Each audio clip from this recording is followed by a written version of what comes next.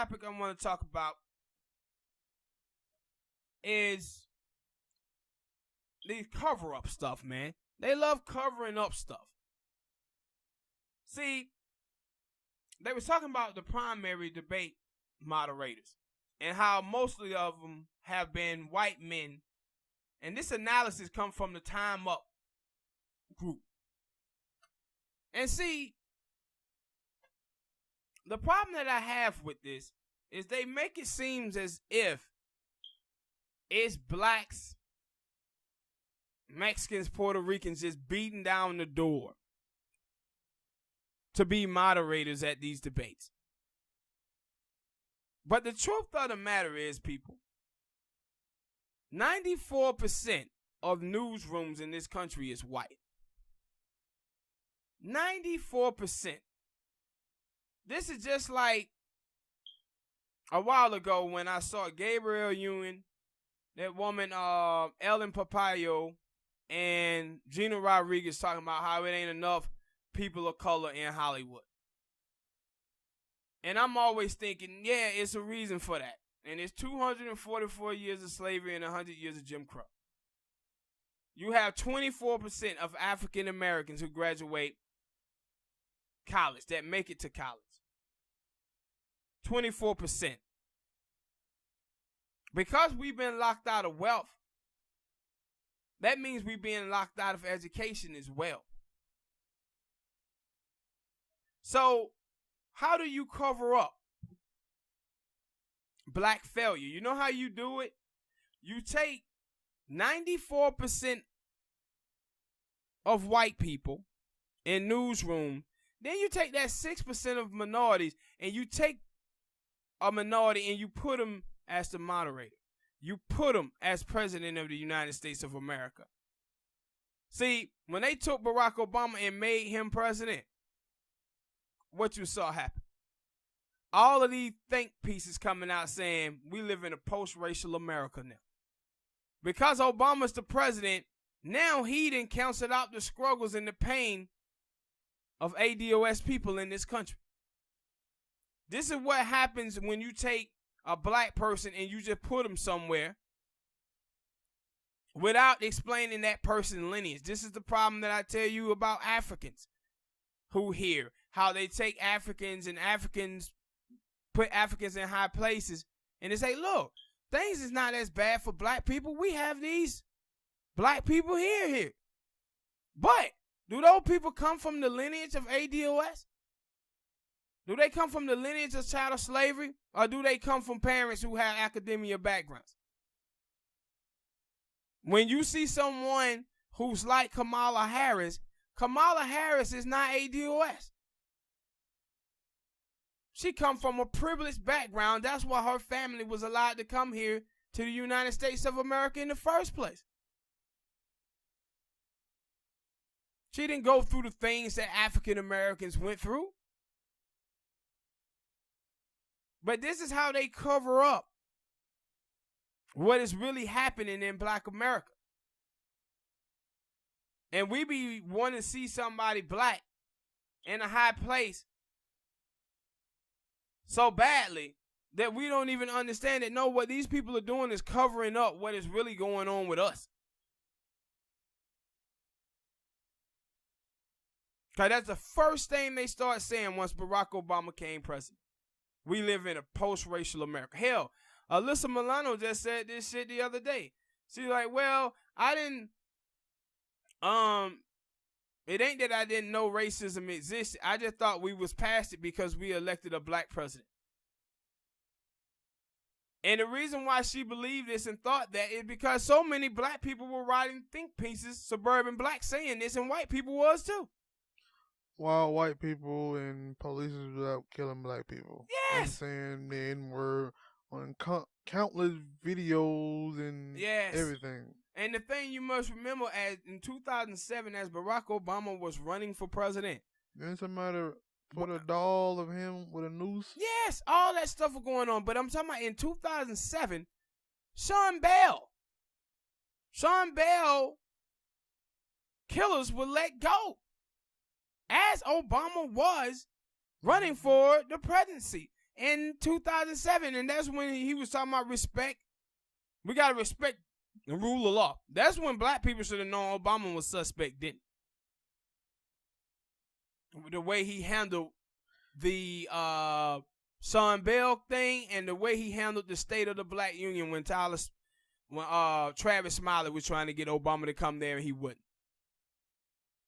They should have knew then that no, some suspect right now. Yep. But this is how they cover up stuff. They make it seem like, oh, these white people just ain't hiring black people. No, it ain't black people there in position to be hired. And that's what we as black people have to start focusing on and getting a black agenda so our people will be in position to be hired, to be moderators of these debates. That's why people are like, yo, we need more black doctors. Then we got to have a black agenda to make sure that we have more black doctors. We can't just be sitting up here acting like it's black people sitting around with doctorate degrees and white people just ain't hiring them. No, we ain't getting the degrees. You got young black males out here at the age of 12, 13, 14 years old becoming the provider of their homes because their daddy was locked away on bullshit drug charges because of the Nixon administration, the Reagan administration, the Clinton administration, policies that people like Joe Biden champion. This is what black life is in America. This is what it's like for so many black males in this country where they are taking on the male role in the household because their fathers have been locked away. Their fathers have been killed by the police officers in this country. They have dudes in the neighborhood is trying to protect they drug business. So they had to get money, join gangs and stuff to try to protect that. Cats are killing each other left and right. All of this stuff is what happens when you leave people out of wealth for 244 years, bro, and 100 years of Jim Crow. All of these things is what happened. This is the same stuff that was going on with the Irish and the Italians in the 1930s before white people made those people whole and made them honorary white people. The same thing. So we got to stop falling for these okie dokes, man, that lead us out here looking crazy, seeing a black face in a high place and cheering that and not understanding that, yo, those people are actually covering up our struggles. They covering up our suffering. That's what that Jay-Z story does.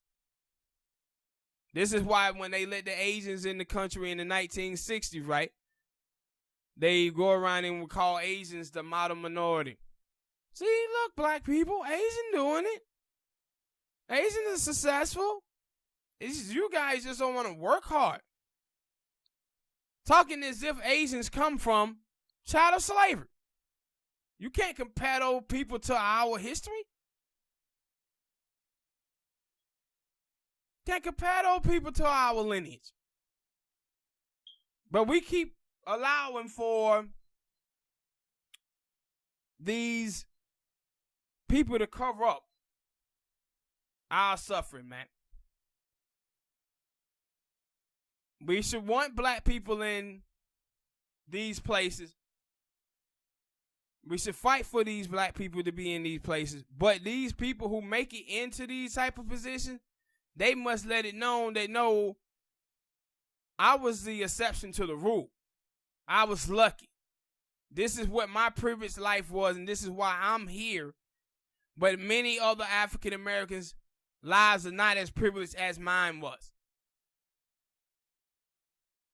But that's when you see 94% of the newsrooms are white, and people keep saying, yo, why they keep having all the white debate moderators? Because 94% of the newsrooms are white. What else you expect gonna happen? This is like in football. People keep saying like, yo, man, all the coaches out here in white. Yeah, because that's who all them white folks are hanging out with. Other white people. The good old boy network. The good old boy network. Keep hiring offensive coordinators and defensive coordinators, people who never ran football teams. But then you can have dudes on a high school level, college level, who have, and none of them get hired. If you only around white people, that's who you gonna hire. And if only 24% of African Americans are making it to college, how the hell are you gonna? All those black people not getting into the journalist business. Very few. So the answer to this is make sure that black people is able to get through high school and get to college. So it'll be more blacks in position to be moderators. And how you do that is getting a black agenda. You can start with this reparation thing. That'll be a great start if you're so worried about not having black moderators.